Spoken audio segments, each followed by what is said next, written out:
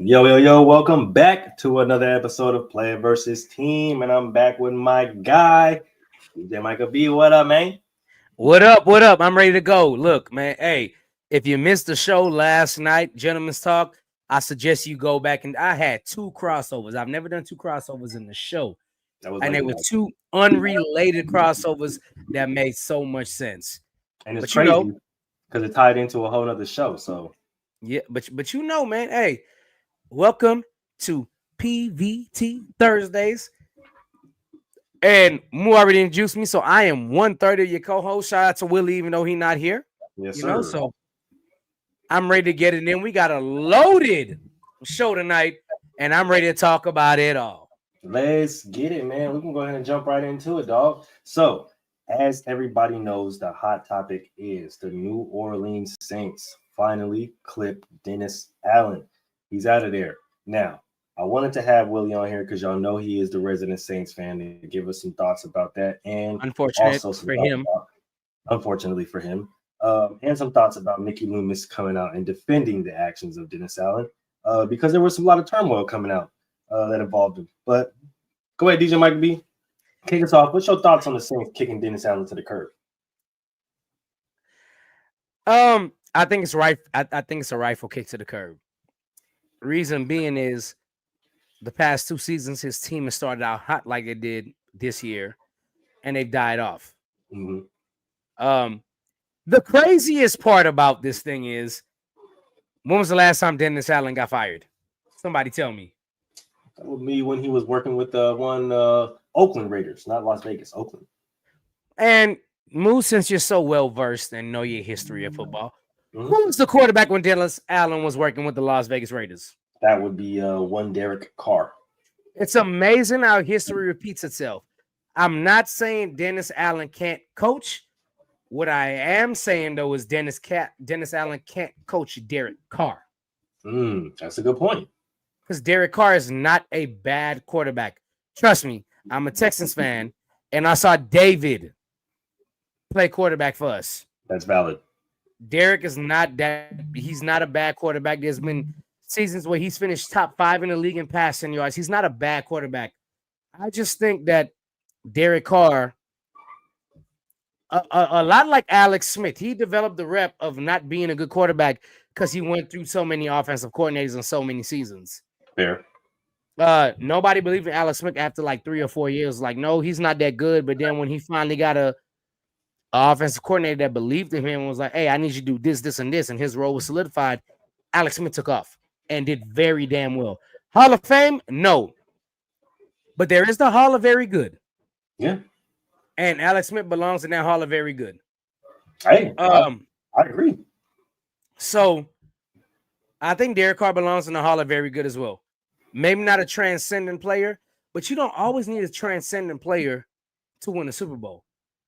At quarterback, you got somebody like the Ravens. The Ravens had Joe Flacco. Joe Flacco is not a Hall of Fame quarterback. They won. I tell people all the time, Joe Flacco got a Super Bowl ring. Nick Foles is not a Hall of Fame quarterback. Also true. Philadelphia won. A lot of this here is about you're being put in a situation and the coach is supposed to devise a scheme for your strengths. And Dennis Allen didn't do that. Derek Carr's strength has always been check downs and thrown into the flats. And I'm not saying he does that all the time, but that's what Derek Carr does to establish the run. Because you don't have that great of a run. I mean, I'm not saying the Saints don't have a great running back, but overall, outside of Alvin Kamara, who's running this damn ball? That's true, especially between the tackles. Right. So when Kamara's out the game, you stack the box and let's go at him. And the offense became too predictable. I was sitting at home saying they're running the ball, they're passing the ball. It became too unpredictable. And I mean, nonetheless, I think the Saints can still turn it around this season, but it wasn't going to be under Dennis Allen. Dennis Allen ran the same offense with Derek Carr as he did in Oakland, and we all knew that shit wasn't going to work. He ran the same exact offense, and we knew it wasn't going to work. So, yeah, he deserved to get fired. I think they need a new coordinator that's going to test the limits of Derek Carr's strengths and Derek Carr's talent. We know Derek Carr can throw the ball. We know he's accurate. But we also know from watching, come on, man, the play design sucks. Everybody thought they were a good team. Even I fell for it too. I fell for it too. Because they played all teams with bad defenses in the first 3 games. Mm-hmm. They played the Cowboys. They ran all over the Cowboys. Mm-hmm. I fell for it too. But as the season runs on deeper and deeper, we know if you have a good defensive line and you're a top team to stop the run, guess what you're going to do with Alvin Kamara? You're going to stop the run. Yeah. Every single time. So, yeah. I mean, definitely fair assessment, bro. I definitely love that breakdown. And one good point that you really made was not needing a superstar or Hall of Fame quarterback to win the Super Bowl. I've been saying that for the longest time. Super Bowls don't always come with Tom Brady, a Patrick Mahomes, a Peyton Manning, right? Like you just don't get those guys all the time. Like sometimes you get even the Troy Aikmans, right? Sometimes you get the freaking the Brian Johnson. Sometimes you get the freaking Trent Dilfers, right? Like you get the Doug Flutie world, right? The Doug Fluties of the world, right? So like it doesn't always take a quarterback of a superstar caliber in order to, take somebody to the Super Bowl. But when it comes to Dennis Allen, he's just never been a good head coach, right? He's always been a good coordinator, and him being a good coordinator always seems to land him a head coaching job. Of course, because he's always next in line, but he's never been a good head coach. And I can tell people that experience as being a Raider fan is he's never been a true, really good head coach. He's always been a good defensive coordinator. He can drop a real good defensive scheme, but he gets figured out early, which is why early on his defense looks really good, which is what the Saints did. But after a while, the scheme gets figured out. People start to look at a place, injuries start to pile up, and it starts to look pedestrian.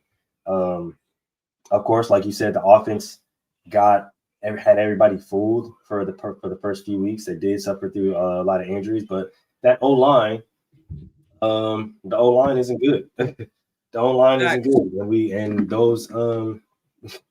those struggles started to rear themselves really bad. They do got a really solid few pieces on the O-line, but I just think that with everything else that's going on, it's not a match made for something that you can I had to put on my new beanie because rep that FPSL, you know what I'm saying? Yes, sir. But it's not something that that you can rely on, right? And then you got Alvin Kamara, who's never really been known as between the tackles kind of running back. He's always kind of been known, which he can do. I'm not saying that he can't do it, but he's always been known as more of a pass catching back and kind of getting yards after the catch. So yeah, exactly. I just think that when it comes to that team, although they do have a really good roster, they need an identity. And once they find an identity, I think they'll be fine. And I think they'll start to head in the right direction. But the identity will not be fine with Dennis Allen. It won't, and it can't be because he's not an offensive coach. And I think you have to have, if you're going to have an offensive coach, or if you're going to have a defensive coach, you have to pair him with a super, super innovative offensive mind, right? So, for example, take Dan Quinn in Washington, right? You got him as a head coach, super crazy defensive guy. He's going to have the defense riled up, going to have the defensive scheme going crazy.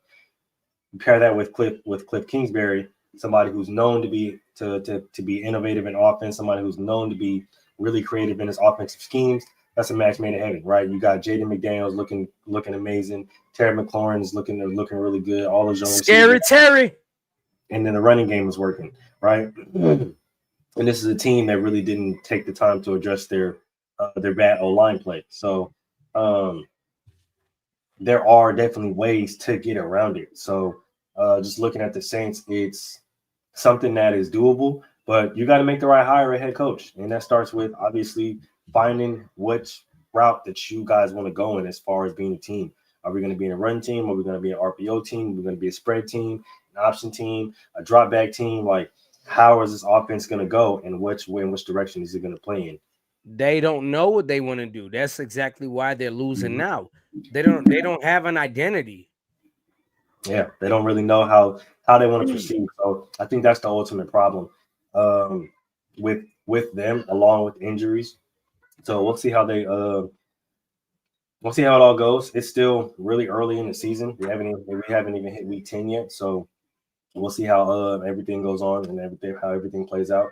But right now, shoot, hey, play for draft picks, bro. Y'all gotta play for draft picks, dog. You know what I'm saying? If that's what you guys are planning on doing and planning on building to do, then go ahead and take that route. But I think that route would be better than trading off picks and trading off assets to try to build something that you know is probably isn't going to work.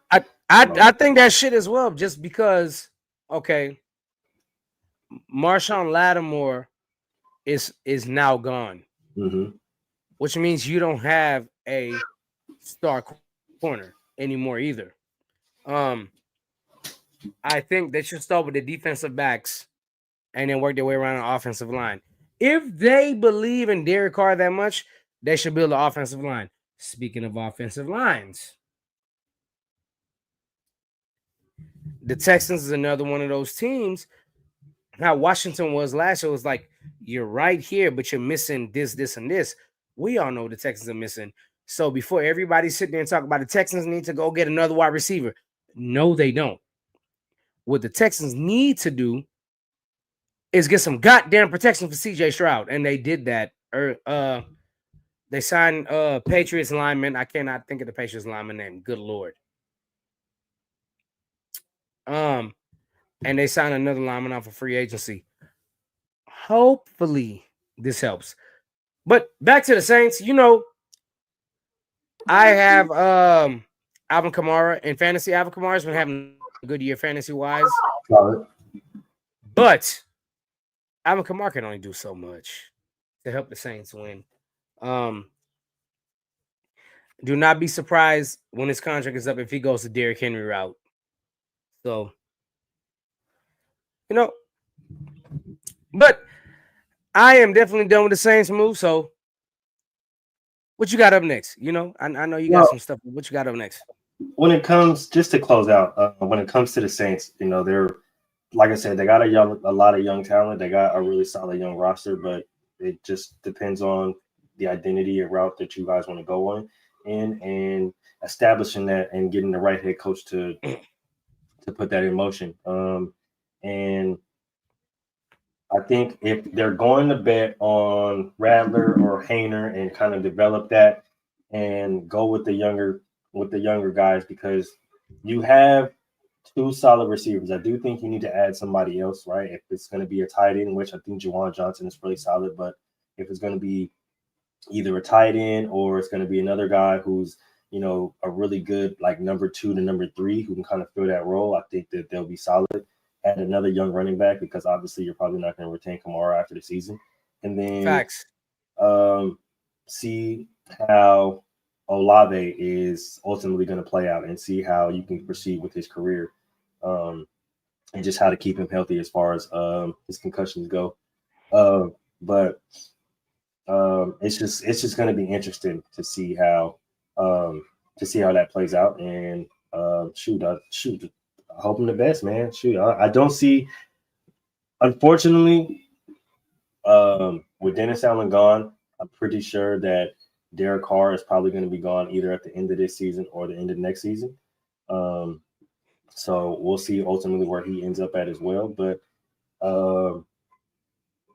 it's just hard to, like you said, it's just hard to change the minds of not only the fans, but some executives, especially. Well, you know what? It's really not hard to change the fans. There's only one way to change the fans. You know what that is? Win. This is true. It's true. I mean, because, you know, when he was winning, there, you know, the fans, on the type. But now that he's struggling because obviously the injuries, defense isn't playing good at all. O-line is horrible. So obviously it's going to look bad on the main guy, and that's the quarterback. And yeah, we got to weather that storm. But moving on. Oh, one more thing. Let's not spread harmful narratives about NFL guys and their teammates, because it can be very dangerous. I know the narratives and all of the talk was Derek Carr and how he set up his teammate and stuff to get hit, but no, he didn't. Thank you, DJ Michael B. But y'all gotta be careful with narratives and talking points like that, because it can be definitely very harmful. And people are stupid. I understand how it looks, right? But that wasn't a hospital ball. People got to understand what an actual hospital ball is, and they don't really understand the lingo. But that's not something that we want to put out, because I've seen a lot of people trying to put that narrative out there, and y'all got to go watch the film, okay? Because Derek Carr is not setting up his teammates. I got a lot to say about this one. I'm happy you brought it up, because if y'all are you drinking a spiked Arizona? Oh no, it's just a regular Arizona. Oh, okay. It looked like a spiked one. Nonetheless, let me tell y'all something. A lot of you heard Michael Thomas say what he said, and y'all dumbasses ran with the narrative. Mm-hmm. You ran with it. Y'all are stupid. That is not what the play was intended to do. To set, what's the receiver name? Chris Olave. It was not. It was not to set Chris Olave up. If you watch, oh boy, I need to be on Inside the Huddle. If you watch the play, Chris Olave was the first receiver in the progression. Mm-hmm. He looked at Chris Olave, looked at the second option, and threw it back to Chris Olave, because Chris Olave is known to catch the ball in traffic and bring it down. So he threw the ball, and Chris Olave got hit. Probably harder than what Derek Carr was thinking in his head and intended. You know what I'm saying? Mm-hmm. So yeah, he got injured, but it was not intentional. He went through the progressions that the coaches asked him to go through. They had was it a 3 receiver set on that play? Mm-hmm. Right? 3 receivers. He knew down low the receiver wasn't open. He knew over the top the receiver wasn't open. So the only place to go with the ball was to go to Chris Olave, because he knows Chris Olave is very good at catching in traffic. So mm-hmm. he threw him the ball. He didn't throw it thinking this man was going to get hit and then get injured. He threw it because he knew Chris Olave was his one receiver that can catch in traffic. And y'all are blowing this shit out of proportion. Like literally blown out of proportion. It's football. It happens. He can't gauge how hard somebody is going to hit his receiver.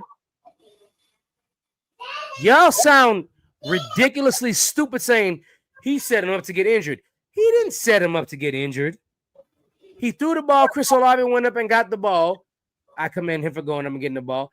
He just got hit. That's it. It wasn't intentional. If y'all sit here and say it was intentional, like, no, it wasn't. That was the best option he had on that play, because the check down was covered, over the top was covered.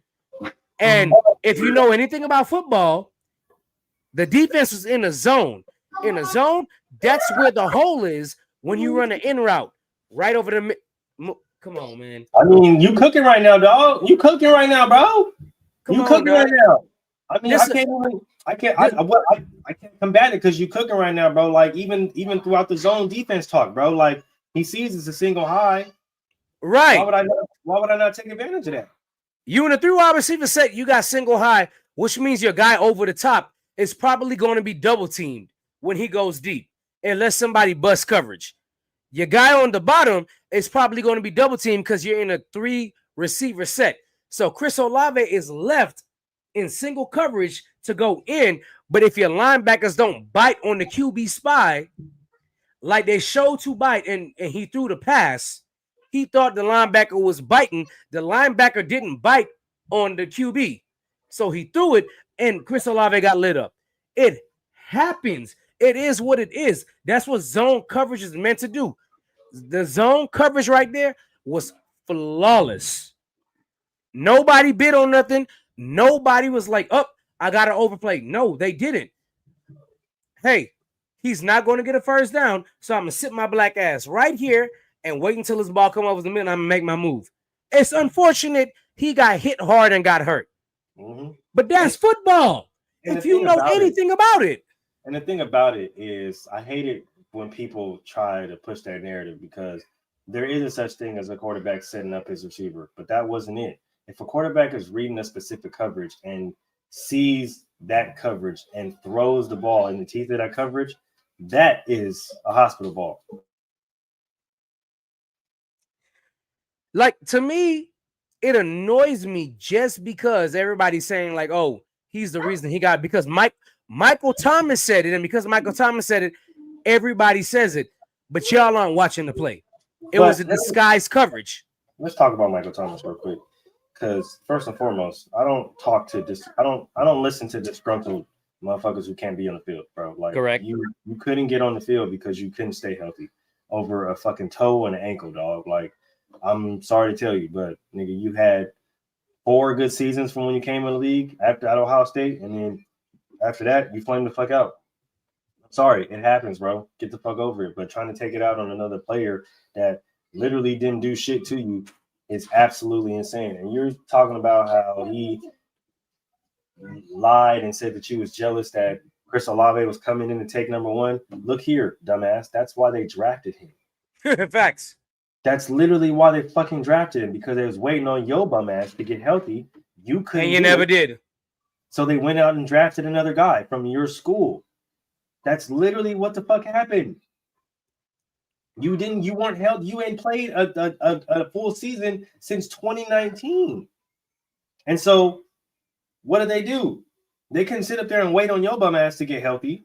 They went out and they go get a Rashid Shaheed. They go out and they go get a Chris Olave. Yeah, because it only makes sense, because we're not going to sit up here and wait on one guy to come save us. No, we're going to go get another guy, right? So just because you were ass and washed the fuck up, yeah, of course, a young, more talented, quicker, faster guy is going to come take your spot.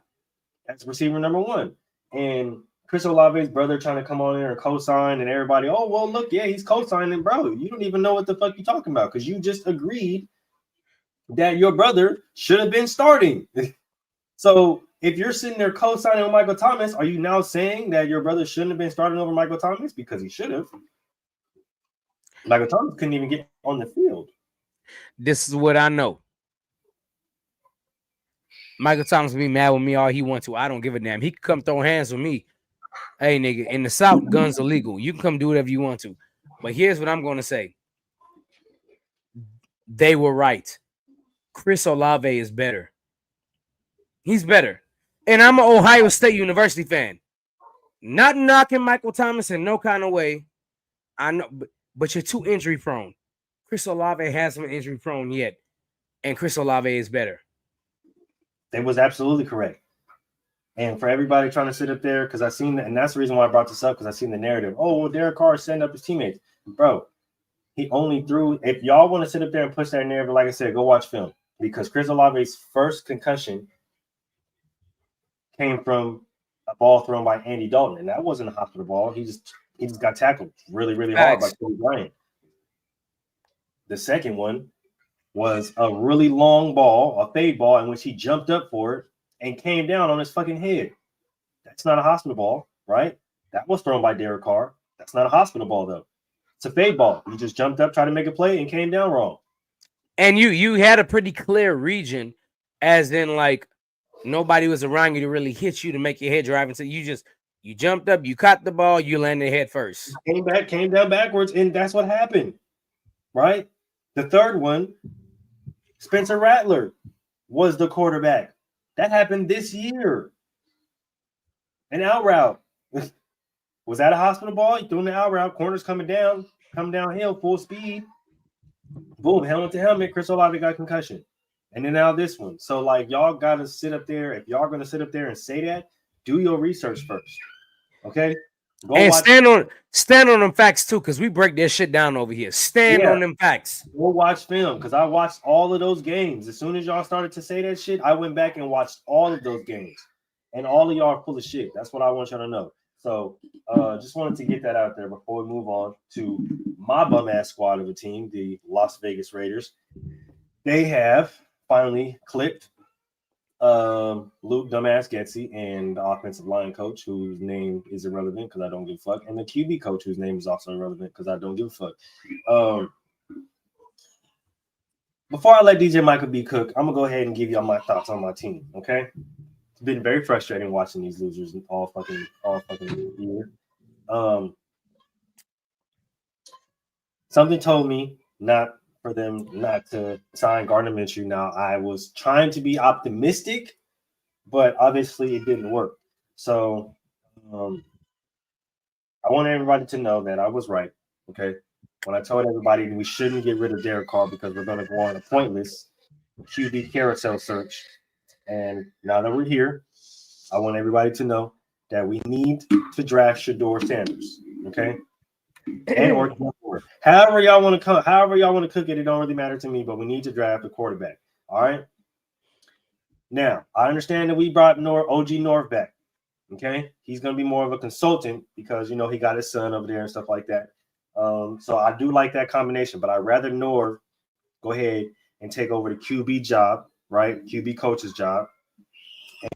And I would rather his son take over interim offensive coordinator job, and then we go out there and either get, because I'm pretty sure Mike McDaniel is probably going to get fired, and I'm pretty sure Link is probably going to be, I understand that he's loving in LA, but come and loving in Vegas, big dog. We need you to be an offensive coordinator. So I'm cool with either getting Mike McDaniel or a Lincoln Riley as offensive coordinator and letting AP rock out. I think he's a solid coach. I think he's really good for the defense. I think he gets everybody kind of riled up and everything like that. And I think he knows football. I think he understands situational football. But you got to let him build. All right. And when it comes to Antonio Pierce, we got to give him the same grace that we gave Dan Campbell. Like, we didn't rush Dan Campbell. We didn't sit up here and say, "Oh, Dan Campbell's on the hot seat after 1 year." Like, we gave Dan Campbell ample time to grow, right? We let him get Jared Goff. We let him go ahead and get built through the draft and some trades and stuff like that. We got to let AP do the same thing, right? But it starts to the draft. We got to get a quarterback. We obviously got to get another receiver now that DA's gone. And we got to get a running back, right? We thought Zamir White was going to be the truth. We thought he was going to be it for us. Obviously, he's not. So we got to go get a receiver, got to go get a running back. I would probably say go get somebody to strengthen the O-line a little bit, especially at that right tackle spot. But yeah, it starts with getting a quarterback, and obviously we got to go younger. So that's the reason why I'm suggesting we draft one. Or if we don't want to draft one, then we trade for Bryce Young and build him up within our system, because obviously he needs to change the scenery. But there are so many moves and so many ways that you can take this. I'm just hoping Tom Telesco and AP make the right moves, honestly. But I do think that if you pair AP with innovative offensive coordinator, get him a young quarterback and a young receiver, we've seen how that works out in the league. Jaden Daniels is doing pretty well. Caleb Williams, despite what narratives are thinking, is doing pretty well, right? So I think you kick the tires. That's all I'm saying. Kick the tires. If we want to trade for a receiver or want to make a splash in the free agent market again, like the Raiders are known to do, especially for receivers, go get DJ Moore, because obviously he's disgruntled, right? Let Caleb and let Rome build that chemistry over there, along with Keenan Allen in the veteran process, and then let Cole Kmet be that third guy. But that is my thoughts on my team. That is the Silver and Black. Go ahead, DJ. You know what? Some of y'all might disagree. As of right now, the Saints would own, I think, the 5th or 6th pick in the draft. And if we're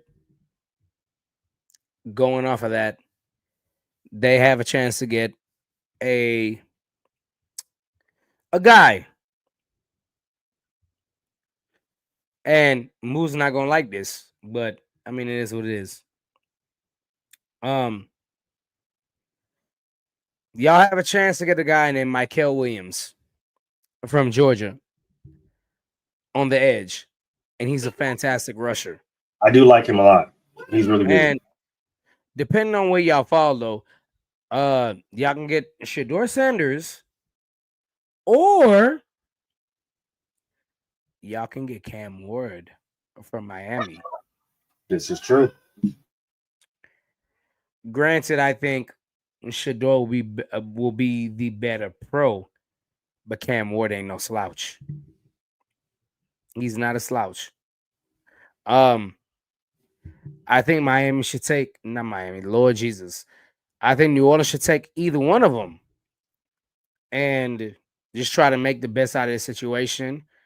I think for both of them, it'll take a little bit for them to develop, but I think they both have the ability to be studs in the NFL for sure. But part of the problem is we don't know when, as of right now, Las Vegas is going to draft. At this current position, we don't. And here's what I will say, though. In the events that the Patriots finish in first place, in last place for the first overall pick, I'm not so sure the Patriots are going to take a quarterback. Well, I'm pretty sure Drake May is kind of turning some heads right now over there. So, in that sense, I do think, hear me out, I do think they will take Will Johnson at corner if they finish with the number 1 overall pick out of Michigan. Word. I think they will take Will Johnson because Will Johnson is an elite corner at his position right now in college. This is true. And if the Raiders finish with the first or second pick, matter of fact, if the Patriots were really to finish with the first pick, they have a toss-up between Travis Hunter and Will Johnson. And if they were to take Will Johnson, I will sit here and advocate right now for New Orleans to take Travis Hunter over a quarterback. Mm-hmm. I will. I don't think this class coming up is full of life-changing quarterbacks. I don't think this class coming up can draft a quarterback and turn their fortune around from being in last place to being one game out in the playoffs or actually in the playoffs. I don't think any quarterback in this class can do this. And I love Shedeur Sanders. I love Shedeur. But I'm still skeptical. I am still skeptical. I know Colorado has only lost 2 games this year and whatever. I'm still kind of skeptical with Shedeur, though. And the reason why I am is he's not running a pro-style offense. This is true. And that's probably my biggest thing.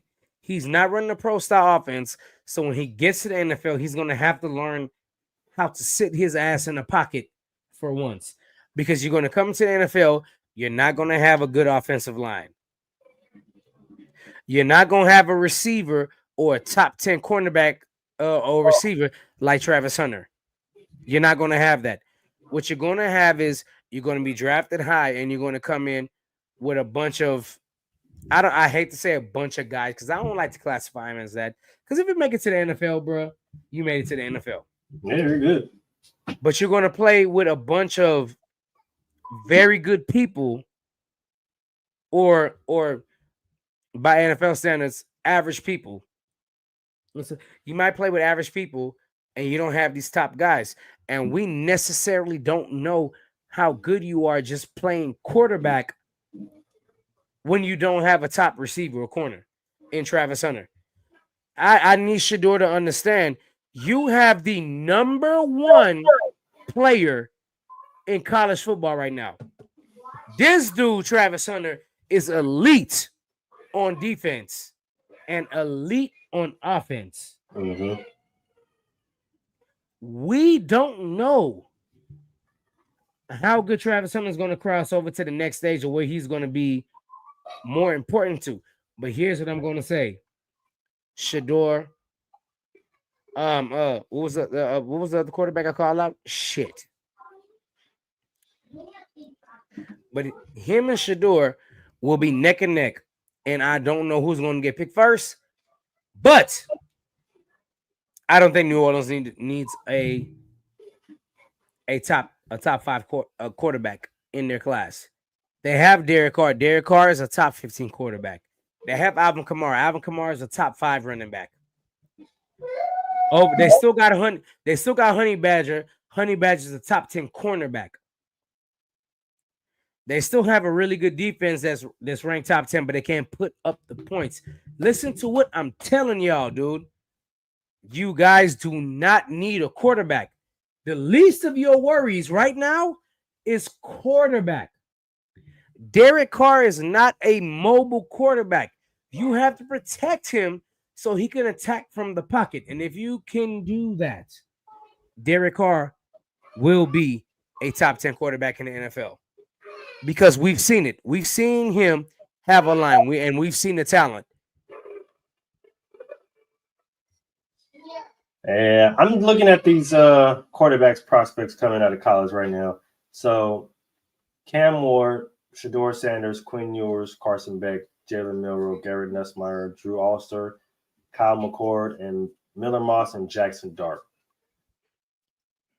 Now, looking at it, obviously the Raiders are going to want to capitalize on one of these quarterbacks. So depending on what they do with Bryce, you can expect the Panthers to draft a quarterback. I don't think the Saints need to draft a quarterback considering they have 2 young quarterbacks on the roster already. You just gotta, if you're, like I said, y'all chose Spencer Rattler, so you got to deal with him. I don't think that you guys can throw him away to the fire without at least seeing what he can offer with the whole whole year's offseason of work under his belt. So there's that. I don't see the Patriots taking another quarterback considering that Drake May is there, and I think that they're primed to build with him. So we'll definitely see how that goes. So as of right now, currently, I think Cam Ward, just looking at it, Cam Ward might between Shiloh or between Shedeur and Cam, I think those are probably to be the first 2 off the board. And then I'm thinking Quinn Ewers is next. If not, I don't necessarily believe any quarterback you get in this draft will be the change that is needed. Now, if you tell me Jalen Monroe is going to come out a year earlier, I think he has the potential to be the best in the draft. But he will slip down in this draft more than he thinks if he was to come out. So the only reason why I say that is because there's always one. In every single NFL draft, there's always one rookie that comes on the scene and absolutely fucking destroys it. Goes absolutely insane, right? With Rookie of the Year, tears up the league, right? So I'm thinking which one and then for which team. Because I'm thinking even if the Raiders do just so happen to miss out on a Cam Ward because the Panthers just so may happen to take him, or on Shedeur Sanders because somebody else decides that they need to take him, there are still viable quarterbacks in the draft that we can develop within our system in order to help our team in the long run. And then looking at receivers, there's a lot of good receivers coming out right now. Isaiah Bond, Emeka Egbuka, Territory McMillan, which I think he's a younger brother to Jalen McMillan. Xavier Restrepo from out of Miami. So there's a lot of moves that the Raiders can make, but it starts with coaching, right? Just like we said with the Saints, it starts with coaching. Obviously, you got the guy that you want at the helm, but you got to get the coordinators around him. I know a lot of Raider fans didn't like Luke Getz and didn't want him, but blame Devontae Adams for that. He wanted him. He handpicked him personally. which is something that you can also blame Devontae Adams for, which is the reason why we didn't get Justin Fields, because Justin Fields wanted to come to the Raiders, but didn't want to play under Luke Getsy anymore because he just did that in Chicago, and we see how that fucking looked.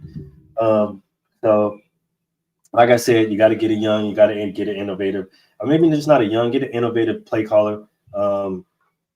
Somebody who I'm thinking hopefully from the McVay tree, from the Shanahan tree, from the McDaniel tree. But my pick still the same. If we're gonna go get a guy, and if you're gonna make a head coaching change, I hope not. But hey, things happen, it's business. Then you go get Ben Johnson because he already said it. If he's gonna come take a head coaching job, then he's gonna be a play calling head coach.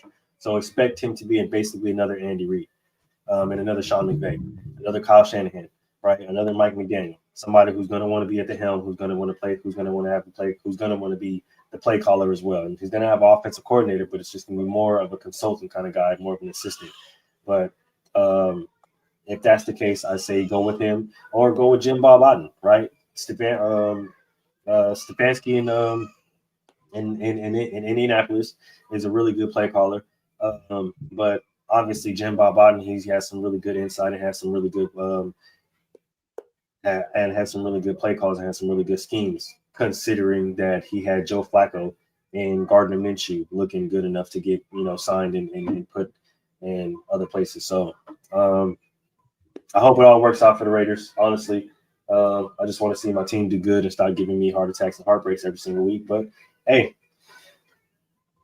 I don't own a team and I'm not a GM, although I am available if y'all motherfuckers looking. But yeah, that's I just hope that everything can work out, man. You know what? Before you go any further, let's do something fun. Let's do something fun for the fans, Moo. Most definitely, let's get it. Let's talk about these mid-season awards, because I think mid-season awards, when we get to week 9, I know where you were going. Let's talk about some mid-season awards, because a lot of people are going to be mad who I got with mid-season awards, but here let's kick it. Go. So, Moo, starting off, DPOY. Who you got? DPOY. I'm going to go TJ Watt. God damn. You got to pick something different from me, bro, because I'm going with TJ Watt. I mean, the choice is clear, honestly. He's having an incredible season. I can't even lie. Last year, I would have probably won Sauce Gardner because he was a rookie and he was making this. I think Sauce Gardner is still a very, very good defender.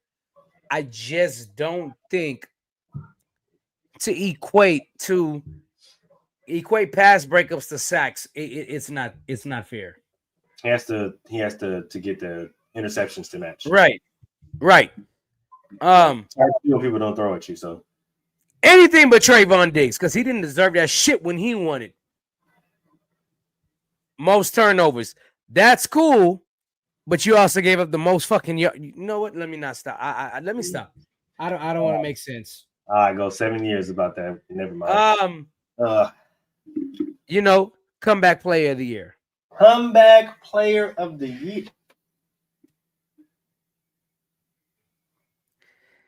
I just want to remind you, Aaron Rodgers is the wrong answer. I'm not picking Aaron Rodgers. Absolutely fuck not.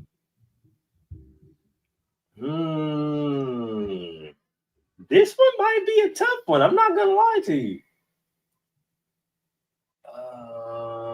We didn't have a Joe Burrow. He was ass. Yeah, I don't know. Depending on how this game. Oh wow, these niggas just scored again. Okay, this game is probably gonna go in overtime again. Damn. I'm trying to think who was hurt last year and now has came back on. I got you.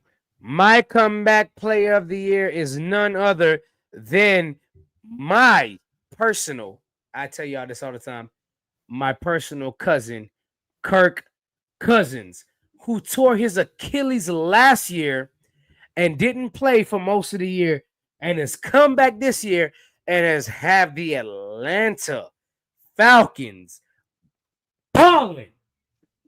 Kinfolk Kirk. Kinfolk Kirk. Kimfo Kirk. Hey, I think I'm even. Hey, I like that. I like that because my boy out there in ATL swag surfing. Okay, Y'all can say what y'all want about Aaron Rodgers, and I don't give a flying fuck. He ain't playing better than Kirk Cousins. I Not like even that. a little I'm bit. not gonna lie to you. Kimfo Kirk did have that 500-yard game. We all knew straight up. You know what I'm saying? We all knew straight up, like, yo, Kimfo Kirk is going back to Atlanta, and we all knew what's the tight end name? Good Lord. That boy Kyle Pitts. We knew Kyle Pitts was underrated, and he's playing with bad quarterbacks. Kimfo Kirk came in and made Kyle Pitts very, very, very formidable. I like that. I'm not even gonna lie to you. I like that, and I think he's a lock right now. I think the only person who I would say is a dark horse will be J.K. Dobbins. J.K. Dobbins is a good one, but I'm with that Kimfo Kirk pick. I'm not even gonna lie to you because that's a good pick. So let's keep going. We got the MIP, Most Improved Player of the Year award. And y'all motherfuckers know where I'm going with this. So I shouldn't even have to say it. I think Moo would agree where I'm going. And you can be mad all you want to. I don't care. I am going with I can't believe I'm about to do this. I'm going motherfucking Sam Darnold, bro. The guy that had losing records the first 3 years of his career. Kirk Cousins leaves Minnesota, goes to Atlanta. He comes in. We all thought that the Vikings was going to suck because they had Sam Darnold. But Sam Darnold got these fools playing out of their damn mind.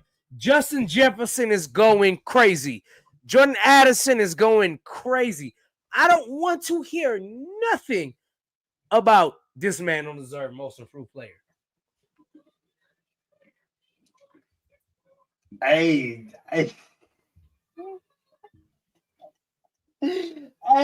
he cooked. Cause Sam is going crazy right now. What? Sam is going wild. Like, there is only one other person that can compete with Sam Darnold. You know who that is? And I'm very mad at myself because Skip Bayless is right all these years. Yep. Baker Mayfield is the only other person. And if Baker wins it because he finishes with a better record, I won't be mad at that. No one. Shake him, Baker, man. Yeah, I'm not even gonna lie. I like the Sam Darnold pick. That's where I was going. I was going Sam or Baker, honestly. Just looking at both of them on their outlook on their seasons, they have really good seasons. But yeah, I'm more inclined to go with Sam, depending on how the season, finishes out with the Vikings. That boy Sam been over there cooking, man. Okay, so let's go to something a little bit more sensitive because here we go. Offensive Player of the Year. Offensive Player of the Year. Actually, I think I'm gonna go Saquon because that nigga's a mutant. That is crazy that you pick Saquon. Because I'm going Saquon too. That nigga is a mutant, bro. He is no disrespect to Derrick Henry at all. Derrick Henry is balling. But here's the biggest thing.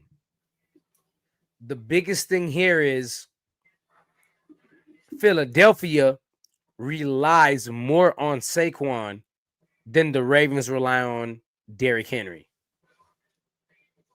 He jumped over a nigga backwards. Okay. So that's my biggest difference right there between Saquon Barkley and Derrick Henry. Saquon Barkley has been expected to carry the load for Philadelphia because in all honesty, and I fucking love Jalen Hurts, but Jalen Hurts hasn't been the best QB all year or play up to his talent all year. But Saquon for Offensive Player of the Year. Yeah. Let's talk about it. Even though this is not an award, who has been, to you, the best quarterback so far? The best quarterback so far? I know a lot of people were expecting me to say Lamar because he's been on here going crazy right now, but it's actually for me right now. It's actually Jared Goff.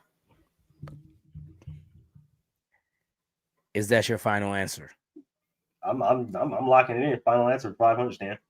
God damn it, that's my final answer too. So, with that being said, my MVP so far for this season is who? Jared Goff. Yes, sir. It would be one Jared Goff. I understand everybody picking Lamar Jackson, but let me explain something to you right now. Go ahead and cook, my boy. I've heard some stuff, and I'm not saying Lamar ain't phenomenal. I am just saying Jared Goff is more phenomenal. Now, Moo, did you know over the last 6 games, Jared Goff has the highest QB rating? Yeah. Did you know Jared Goff to Amon-Ra St. Brown? There hasn't been an incompletion between those two since September.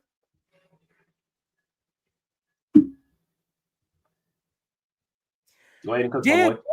Did you also know over the last 6 games, Jared Goff's QBR rating and Jared Goff's quarterback rating, for those of you that don't know the difference, look it up. His quarterback rating has been number 1 over the past 6 games, right?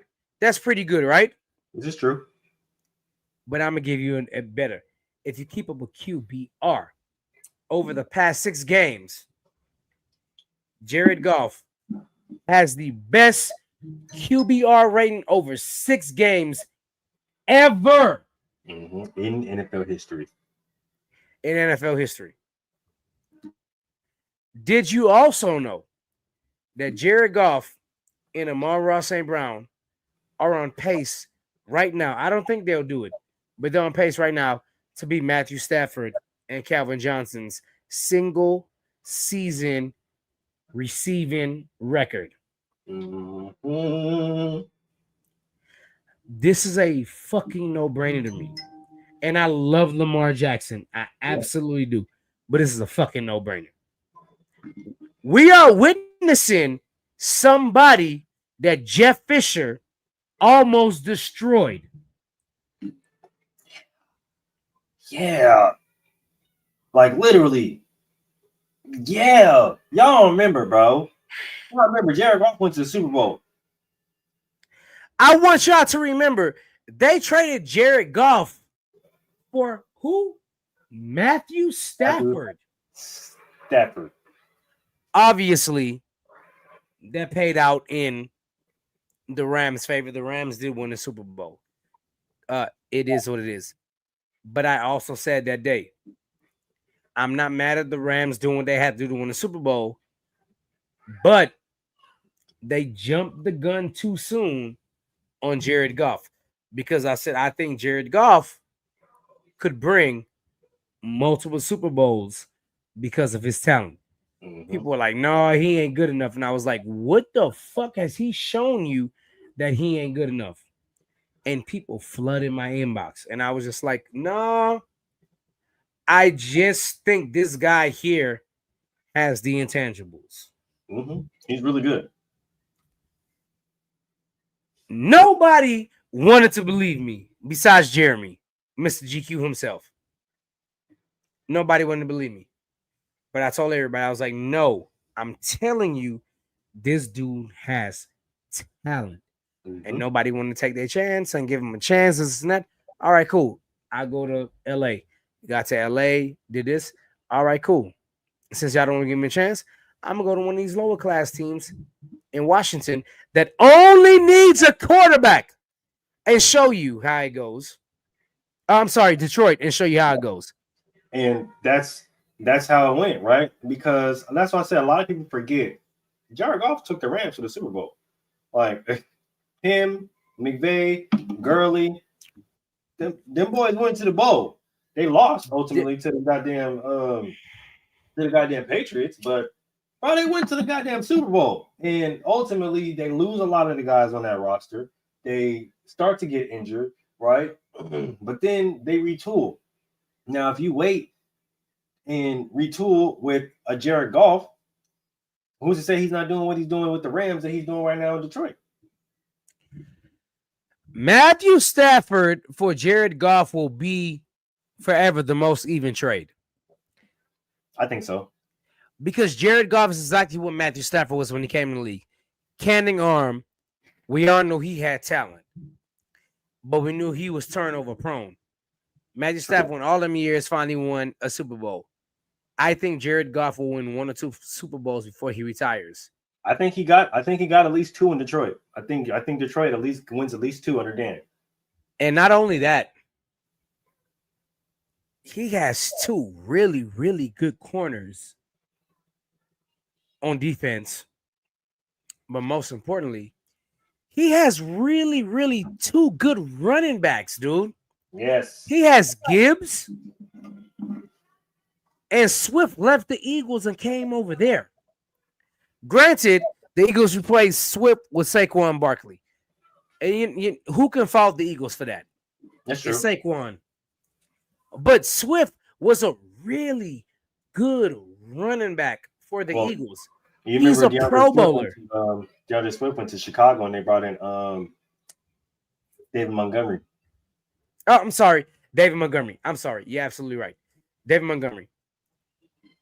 This is the Lions have a real shot. I mean, they got to the NFC Championship game last year. Yeah, the Lions have a real shot of pulling this thing off. Jared Goff is balling. What more can I say? Yeah. This team is really, really good. And I will not be surprised if they only lose 2 or 3 games the whole season. And their defense is playing well, which is playing very well. Which is so. But shout out to the Vikings, man. They're balling. Shout out to Sam Darnold. Sam Darnold should be the most improved player this year. He has improved a lot. He is balling. He's throwing the rock around, and he has the Vikings at what? 6-1. Yep. 6-2. Or no, 6-2. Yes, 6-2. Sam Darnold's balling. He's playing very well. So, I just looking at this real quick because you made a really good point, and I wanted to show everybody what building through the draft actually looks like, right? Or just building alone, just building in general actually looks like. Let me see. I think I sent it to. Let me see. Let me see. All right, here we go. So the Saints 2017 draft class. Oh, yeah. Right. Lattimore gone, right? They got Ryan Ramczyk. He's a tackle, really good. Marcus Williams gone. Alvin Kamara probably soon to be gone. Eric Anzalone with the Lions right now, and then Trey Hendrickson with the Bengals. If the Saints keep those pieces and let them develop, because they draft really well, obviously, they're a top team. So just looking at that, but then looking at how the Lions built, right? Jahmyr Gibbs, if Jameson Williams can fucking stay on the field, him as well. Amon-Ra St. Brown, Penei Sewell, right? Sewell, very underrated player. Aiden Hutchinson. So like they freaking Malcolm Rodriguez. Sammy Laporta is not having this great season. But I guarantee you when the playoffs come around, he's going to show up. He's going to be a monster. But then getting the guys who they also acquired through free agency, right? David Montgomery, they drafted by Brian Branch, but they bring in other guys that can help not only their defense but their offense as well. So just building, you see what building does, right? You see what taking the time and being patient and building does. So there's a lot of teams that need to take notes, but I believe offensive rookie of the year is next. Okay.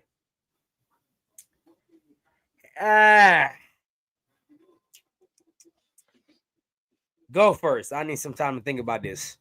I think I'm gonna go with one Jaden Daniels. The boy has been balling. Not even gonna lie to you. He's been balling. He's let everybody know that everything that happened at LSU was a fluke or wasn't a fluke. And you probably should have drafted me first, Chicago. But Caleb's not having a bad season either. So yeah, but I'm gonna go with Jaden Daniels as of right now.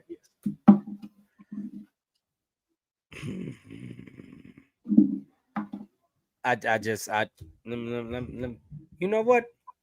I gotta find it. What's his name out there? The fact that the Redskins have improved the way they have, if anybody else besides Jaden Daniels wins Offensive Rookie of the Year, is ridiculous. Because who, nigga? Who? Who else you gonna put? You have no breakout rookie wide receivers this year. Yeah, Marvin Harrison Jr. is having a solid season, but not necessarily breakout yet. Marvin Harrison Jr. is doing what Jerry Jeudy did his first year in the NFL. You're very good, but you're not great. I actually like that assessment a lot. I'm not gonna lie to you. Yeah, man, we all know offensive rookie of the year should be Jaden Daniels. I don't even think this is a topic. But nonetheless, Jaden Daniels has been balling. When it's all said and done, he'll be offensive rookie of the year. And I know what some of y'all are thinking. Why it always got to be a nigga that's not playing no more? Well, it got to be a nigga that's not playing no more because he's not playing no more right now, but he still deserves it for what he did before. And I think the last one we got is defensive rookie of the year. Obviously, we're not going to do coach of the year and all stuff like that, but we'll again finish this off with defensive rookie of the year, which I think is pretty clear. And it should go to Jared Verse from the Rams because he's having a really great season as a rookie right now. But some people think it may be Quinyon Mitchell from the Eagles. Nope. But I'm taking the Rams with Jared Verse. Dallas Turner is a really close second for me from the Vikings as well. That's funny because I am going Dallas Turner. That's not a bad pick. I really like that. I'm happy you said it because I am going Dallas Turner as defensive rookie of the year. Granted, if Aaron Donald was playing football right now, Jared Verse would dominate whatever the fuck he got going on. True. Jared Verse is a very good DN. I give the slight edge to Dallas Turner as of right now because the Vikings defense is ranked higher and he probably is the best defender on the Vikings defense. But listen, I mean, if Jared Verse was to win Defensive Player of the Year, I would not be mad about it. I would have an argument. I think both of these guys are in a two-headed race. Yeah, I think both these guys are in a two-headed race. So I mean, it is what it is. I'm gonna go with Turner though, and you can go with Verse, and I don't have a problem with either one of them winning it. So yeah, I'm with that. All right, man. Before we get to winding down around this, John, go ahead and talk about a little college football playoffs, man. All right. So as of right now, it is projected because we know that it has been expanded, 12 teams. It is projected that Boise State and Ohio State would meet up in the first round, as though Ohio State is number 5, Boise State is number 12. Indiana and Tennessee will meet up, number 9 and number 8. in the first round. Alabama and Texas will meet up, number 11 and number 5. And then Notre Dame and Penn State will meet up at number 10 and number 6. We got BYU, Miami, Oregon, Georgia at the top 4. Now, we talked about this a little bit in the chat. How do you think this plays out? I don't know, dog. I'm just telling you. I don't know. Because every team is going to do something crazy. They're going to do something different.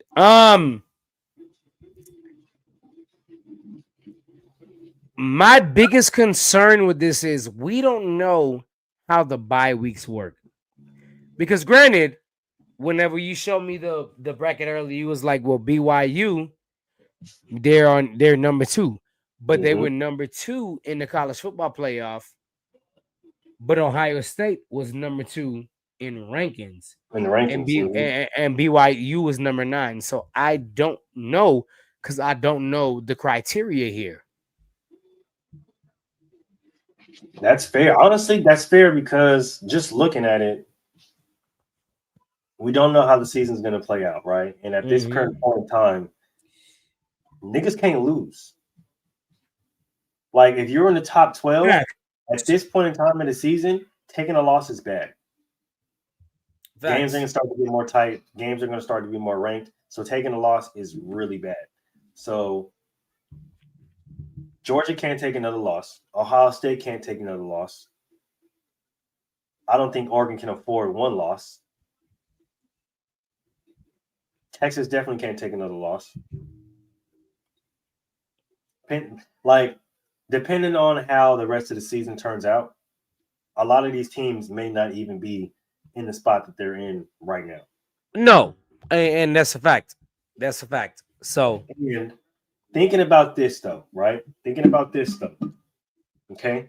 Because looking at the outlook of the season coming up, we got some crazy matchups coming up, right? Alabama and LSU are playing. That's number 15 and number 11. Like I said, neither one of these teams can afford. Alabama can't really afford another loss. They're 6-2 already. Can't really afford another loss, especially to a divisional team. LSU can, by this win, move up and possibly move up in the rankings and take Alabama's spot. So that would shake up the rankings. Ole Miss has been playing really good football, and they're going against Georgia. Georgia's been really shaky against good defenses, especially Carson Beck. That can be really big, right? Michigan can decide that they want to play football this week and upset Indiana. They drop down from out of the top 10. So it's a lot of games that can be implemented and be implicated this season that a lot of teams can't necessarily afford to lose, especially going forward. So looking at the rankings, I'm thinking how ultimately it goes, a lot of teams better be fucking careful because if you blink, Washington State might be up there. Pitt might be up there. Iowa State might come up there and reclaim their spot. Ole Miss might be up there in the top 10. Notre Dame might be up in the top 10. And don't change that dial, folks. Colorado is number 20. Facts. So if niggas blink, Deion can be in the college football playoffs in his second year. Deion is already in he's bowl eligible. He's already bowl eligible. So, like I said, they're playing for the playoffs now. They know they're bowl eligible. They got that goal. They're playing for the playoffs now. So, with a lot of these teams and how this season is going, don't blink because somebody might be in the top 12 before we know it. And that college football playoff is going to look more crazy than ever this season, especially for the first inaugural season of that they're rolling out 12 teams. And you have Deion in the second season in the playoffs that probably won't feature in Alabama or in LSU. How's that going to look for the committee next year? How's that going to look for college football going forward? How's that going to look for recruits, NILs? All I'm saying is college football this year, it's something to be reckoned with. I'm not going to lie to you. Like, yeah, it ain't been the same. So it hasn't. And I think this is what's going to kind of bring us back to how it was back in the olden days where we was glued to the TVs during the holiday season, right? Christmas, Thanksgiving, New Year's, we glued national championship time, college football playoff time. So I think it's gonna get interesting. It's gonna get interesting, and a lot of people ain't gonna be in the spot that they're in come bowl time and championship time. But before we get out of here, we wanted to implement something new about on the show to kind of tie in to our boy Willie with his Geek Gauntlet podcast that shoot every single Saturday. Facts. Around 10 o'clock Eastern time, and that's around 7 o'clock Western Pacific Standard Time. But the first inaugural question, I really wish Willie could be here today, so hopefully he's watching the show. He can give us his answer later on. But the first official answer, of course, we're going to go cliche here. Who you got? Random encounter. No weapons. No enhancements. Strictly hands. Captain America and Batman.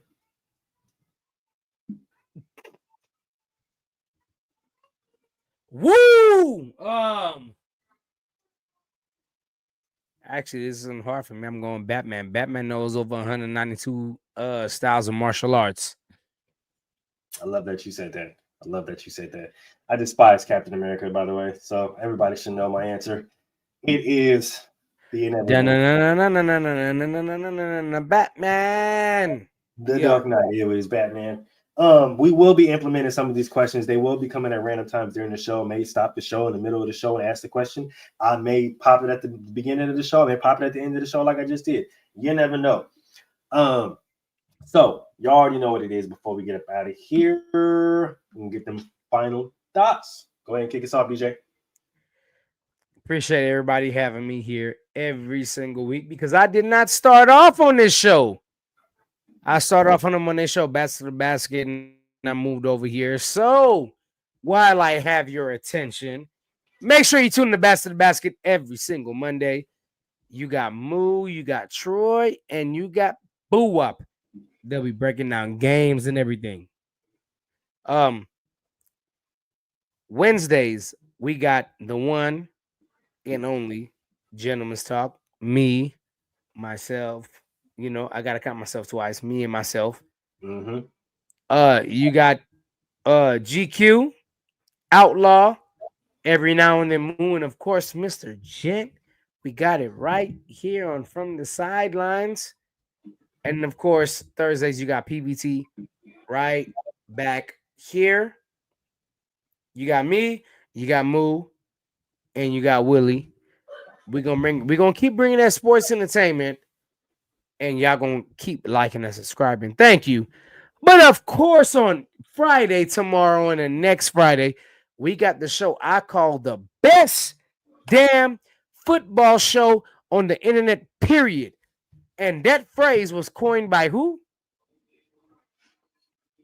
It was coined by me. We have Inside the Huddle. And if you want to know what to pick, if you want to know what's going on, they will break it down for you. These two guys, Moo and Mill, they love coaching. They love breaking it down for you. They will answer anything you want. So, Moo, I'm good. Appreciate you, my boy, for sliding through. You know, you're always welcome to come. Our resident DJ is going to be a permanent resident. You already know what it is. Like we said, we missed Willie this week, but he shall be back next week. Showtime probably should go on as normal, regular scheduled programming. We did have some early shows last week that was due to a few work schedules and obviously the holiday. So happy belated Halloween. Got Thanksgiving and everything coming up. Veterans Day coming up. As well. So shout out to all of our veterans. Shout out to our resident veteran, GQ. appreciate you for all of your service and everything that you've done for this country and everything. Appreciate it, brother. For this country. Also, I want to give a shout out to Jew Fresh, the maker of In My Zone, which is our song on Gentleman's Talk. He's also a veteran. So shout out to Jew Fresh too. So shout out to all my vets. Just in case I don't get to say it on Monday, but appreciate everybody for sliding through. Make sure you like, comment, subscribe. Slide through tomorrow for Inside the Huddle. I will be in studio, I won't be in the streets, so make sure y'all tap in for that. And we will see y'all later. Hey, tell a friend to tell a friend to tell a friend to tell a friend to tell their mom, okay? Because we almost at 2,000, we almost at 2,500 subs. And once we get to 3K, we're gonna get to dropping this merch, man. I already got it coming. You see the Inside the Huddle, right? I got it reversible or two ways. You feel me? You can go ahead and pop it on for the FTSL. You know what I'm saying? So we got the merch coming. Make sure you tap into the website. Audios will be uploaded as soon as we get this Spotify and everything fixed up. So without further ado, we are out. I'm gonna see y'all tomorrow. Peace. Girl, you rockin' like